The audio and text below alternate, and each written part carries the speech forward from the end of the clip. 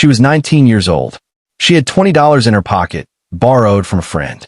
She had a few bags of personal belongings.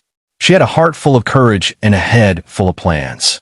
And she had a penny, a single penny, that her mother pressed in her hand at the airport, looked her in the eye, and said, "Keep this close. It will keep you safe." She boarded a plane in South Dakota and flew over 1,000 miles south to Atlanta, Georgia. She was going to start over. She was going to build something. She was going to become the version of herself that small-town life had never quite had room for. 13 days later, she was gone. No would-be, no warning, no trace. Her phone went dark. Her messages sat unread. The girl who called her best friend every single day without fail said absolutely nothing. Not a text, not a Snapchat, not a single word, just silence. And that silence lasted 7 years. 7 long years of flyers and vigils and roadside billboards, and a mother who drove to Atlanta and set up camp in a cheap motel room and refused to go home without her daughter. And when the truth finally came, when the investigation finally broke wide open, what investigators found on that property in Porterdale, Georgia, was more disturbing, more depraved, and more heartbreaking than anything anyone had dared to let themselves imagine. This is the story of Morgan Bauer, and this is Final Verdict Files. If you're new here, welcome. Hit that subscribe button right now and ring that notification bell so you never miss a case.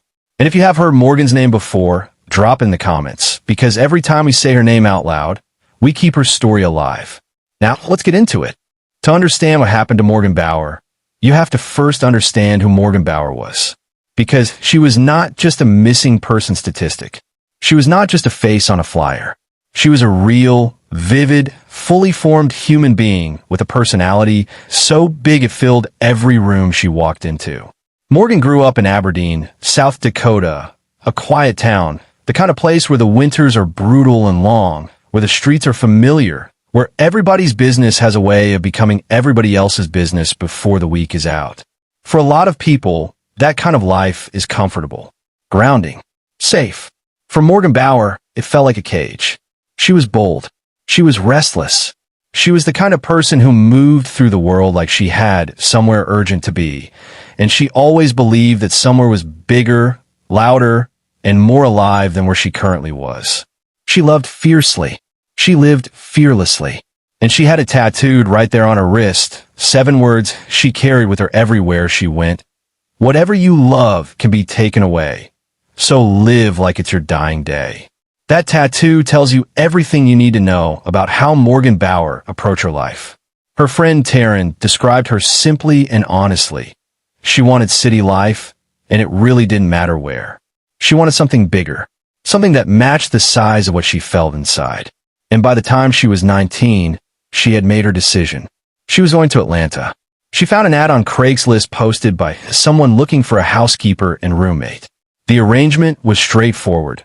Morgan would keep the house clean and tidy in exchange for a place to stay until she could find a job and start contributing financially. It wasn't perfect. It wasn't glamorous. But it was a doorway. And Morgan Bauer was not the kind of girl who needed perfect. She just needed a chance. On February the 12th, 2016, Morgan packed her bags. $20 borrowed from a friend. A few personal items. And that penny, the one her mother Sherry placed carefully in her palm at the airport. "Keep it in your pocket," Sherry told her. "Keep it close. Keep you safe." Sherry knew. She knew her daughter was flying over 1,000 miles away to move in with a complete stranger she had found on the internet. She knew, and she was terrified. She said later that she really hadn't wanted Morgan to go to Atlanta, that it had been worrying her deeply from the moment Morgan announced her plan. But Sherry also knew her daughter. Morgan did everything 100%. She was a go-big kind of girl. You didn't talk Morgan out of something once she had made up her mind. You kissed her cheek, pressed a lucky penny into her hand, and you prayed. So Morgan boarded that plane, and she flew south toward a new life. She had been in Atlanta for less than 24 hours when everything collapsed. She was kicked out. Her belongings ended up outside on the street before she had even properly unpacked. The full details of what triggered the dispute have never been made entirely public. What we know is that something went wrong. something significant, and the arrangement that was supposed to give her a foundation crumbled on day one. Morgan checked herself into a motel, and she was adamant she was not going back to Aberdeen. Not yet. Not without giving this a real fight. She was expecting a tax return to arrive in her account any day. She had waitressing experience and started applying for jobs almost immediately. But employer after employer turned her away. She didn't have the correct paperwork with her, and without it, they couldn't move forward with her applications. Doors closed. Options narrowed. So Morgan pivoted. She started working as a dancer at a club in Hall County, Georgia, about 50 miles north of Atlanta, far from a city center she had imagined when she landed. It was not the life she had planned, but she was making it work. She was surviving. She was still there, still trying, still going. And then came the night of February the 25th, 2016. 13 days after she had arrived in Georgia. And for Morgan Bauer, it was the last night anyone who loved her would ever account for. Morgan finished her shift at the club. She left with two people, a fellow dancer named Caitlyn Goel and Caitlyn's boyfriend, a man named Jonathan Warren. That is the last confirmed, documented moment of Morgan Bauer's life. What came after was silence.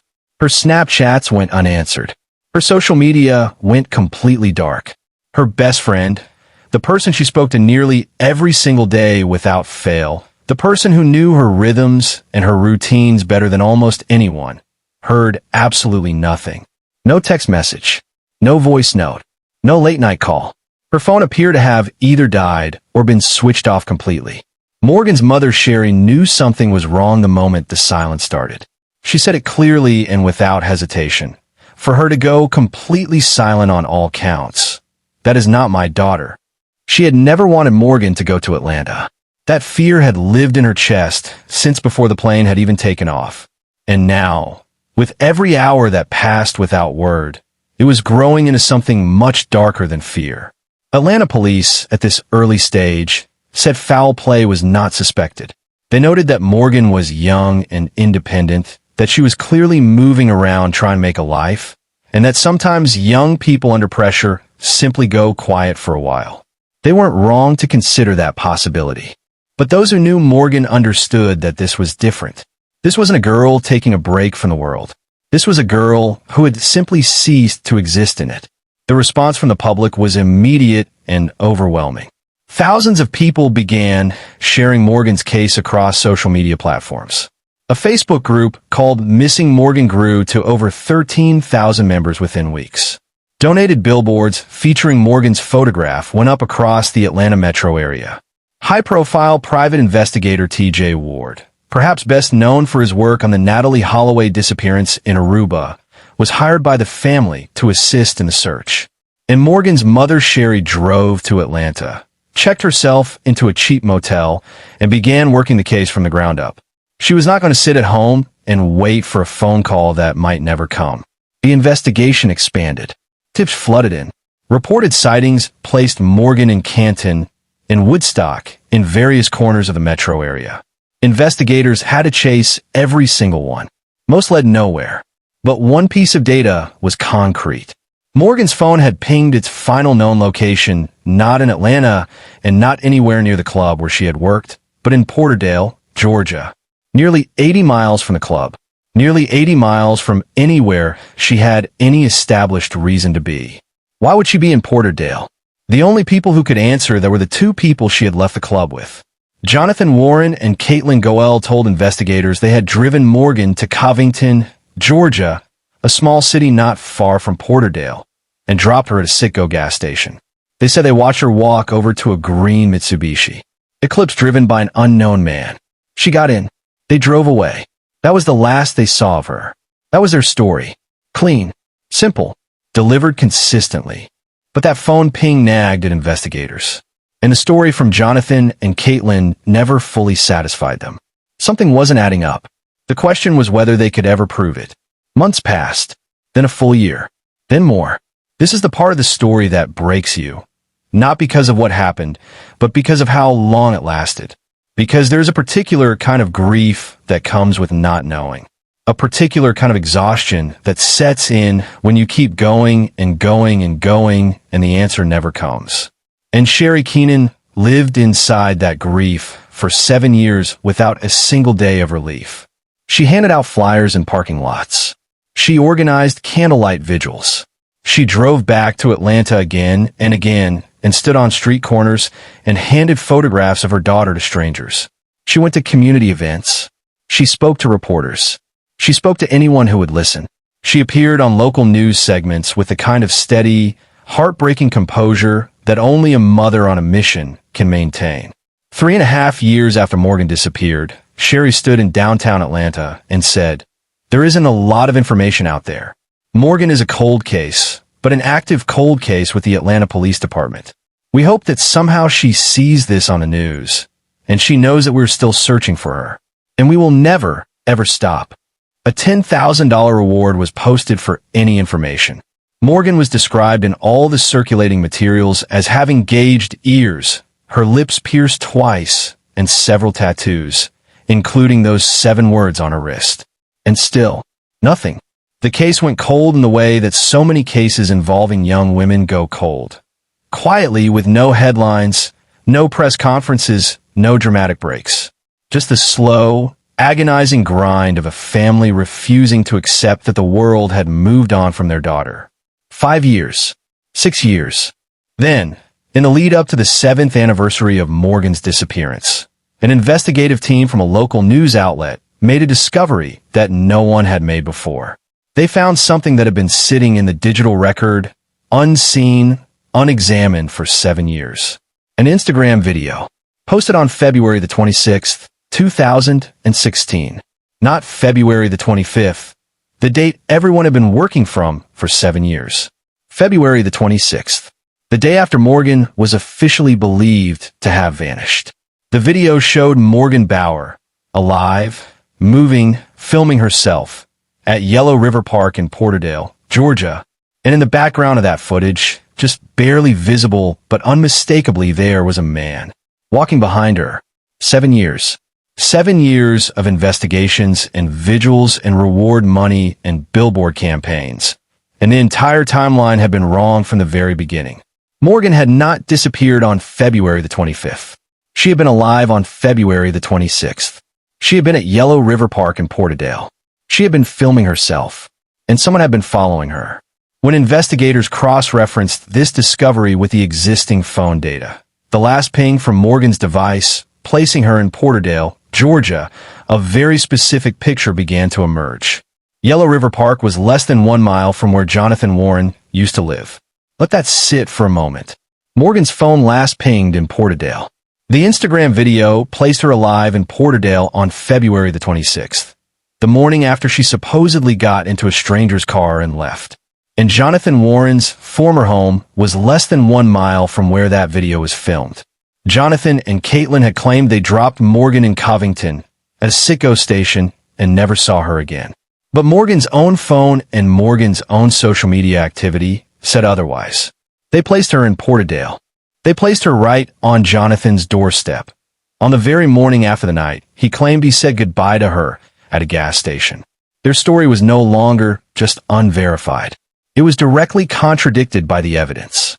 Investigators now had what they needed to move. On July the 27th, 2023, 7 years and 5 months after Morgan Bauer stepped off a plane in Atlanta full of hope, the FBI executed a search warrant on the property at 2 South Broad Street in Porterdale, Georgia.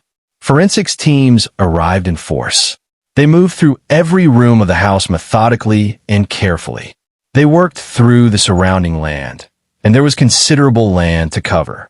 The property had changed ownership since 2016. The people now living there had absolutely no idea what was coming when federal law enforcement appeared at their front door. Officers from the Porterdale Police Department confirmed publicly that items of evidentiary interest had been recovered. Beyond that, very little was shared. The investigation was active. The details were being protected. Sherry Keenan told reporters that the investigative team had been keeping her informed as much as they legally could throughout the process. "They've been very inclusive," she said quietly. "Even though there's not a lot of information they can give me, I feel very much a part of what is happening." And then, in the same breath, in the same interview, she said the words that stopped the room. In my heart, I already kind of know. If something is found, I'm going to do what I said I would. I'm going to go to Atlanta, and I'm going to bring my daughter home. She had been saying that for 7 years. She had been saying it through the vigils and the flyers and the news appearances and the countless hours of silence. She had said it when the trail went cold. She had said it when the leads dried up. She had said it when the world moved on and forgot, and she remained. I'm not ready to say goodbye until she's found. And now, in the summer of 2023, with FBI agents working through every inch of a property in Porterdale, Georgia, it appeared that she was about to get the only answer left. Morgan Bauer's missing persons case was formally reclassified as a murder investigation. Her bones were found on the property. 7 years. And this was how it ended. Within weeks of the discovery, 2 people were in handcuffs. 33-year-old Jonathan Alexander Warren was located and arrested in Los Angeles, California. 27-year-old Caitlyn Goel was taken into custody in Illinois. Both were transported back to Georgia. Both were held without any possibility of bail. Caitlyn Goel maintained her account when questioned by investigators. She said she had walked into the house and found Morgan's body lying in a bedroom. She said Morgan was cold to the touch and not breathing. She insisted she had played no active role in her death. Prosecutors did not believe her. Not even close. In August of 2023, Jonathan Warren was formally charged with malice murder, aggravated assault, concealing the death of another, and tampering with evidence. 2 months after that, following a grand jury indictment, both defendants had their charges upgraded to carry the full weight of murder. Caitlyn Goel was charged with malice murder, felony murder, aggravated assault, tampering with evidence, and concealing the death of another.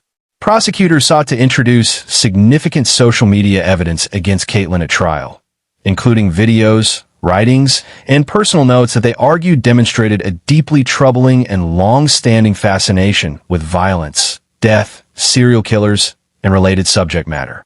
One reported piece of evidence involved a video of Caitlyn that multiple sources described in alarming terms, though the actual content was never released publicly. The judge had not immediately ruled on whether any of this material would be admitted at trial. Jonathan, meanwhile, told investigators something that prosecutors would go on to make a central part of the case against Caitlyn. He told them that she had harbored an intense and specific interest in forensic pathology, and that she had allegedly spoken about wanting to kill someone. He was now, by the time of these proceedings, cooperating fully with the prosecution and was expected to testify against his former girlfriend. What prosecutors revealed about what happened to Morgan Bauer in that house in Porterdale, Georgia, was deeply disturbing. She was strangled. Her body was dismembered. Her remains were burned. What followed those acts, the details entered into the court record, represented some of the most shocking material prosecutors in Newton County had ever been required to present before a judge. Jonathan Alexander Warren ultimately entered a non-negotiated guilty plea. He admitted to malice murder. He admitted to tampering with evidence. He admitted to concealing the death of another. He admitted to what was done to Morgan's remains in the days that followed her death. As part of the plea agreement, the felony murder and aggravated assault charges were dropped. He stood before the court. He entered his plea, and the judge sentenced him to life in prison without the possibility of parole. Jonathan Alexander Warren will never be a free man again. As of this episode, Caitlyn Goel's trial is still pending. The full picture of what happened inside that house on those nights in late February 2016 has not yet been presented completely in open court. If Morgan's story moved you, and I believe it did, please hit the like button right now. It takes 2 seconds, and it helps this video reach more people who need to hear her name. Every view, every like, every share keeps Morgan's story alive and keeps this community strong. Drop a comment below and tell me, what do you think should happen at Caitlyn Goel's trial? What does justice look like for Morgan Bauer? I read every single comment on this channel, and I genuinely want to hear what you think. And if you're new here, welcome to Final Verdict Files. Hit subscribe and ring that notification bell.